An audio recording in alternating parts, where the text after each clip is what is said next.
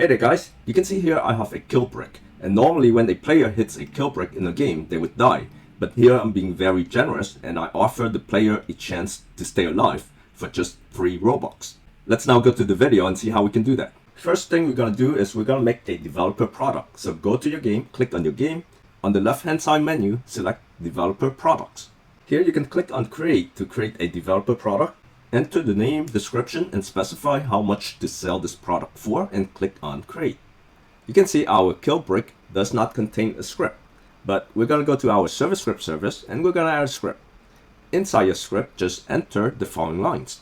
We're declaring the kill brick, and this is where we're prompting the player to buy the dev product. Now let's go get the asset ID of our product and paste it into our script. We're using the prompt product purchase finish event to decide whether the player should live or die. If the player has bought the dev product, then the player is gonna live. If the player did not buy the product, then the player is gonna die because he or she has touched the kill brick. Let's now play test and take a look. I'm gonna go and touch the kill brick, and you can see it prompts me with the product purchase. What I'm gonna do is I'm gonna buy it for 3 Robux. Purchase completed. Even though I touched the kill brick, I'm still alive because I have paid 3 Robux to buy the dev product. For more details on how everything works, you can go to the description of this video for a link to a complete tutorial on Roblox developer products.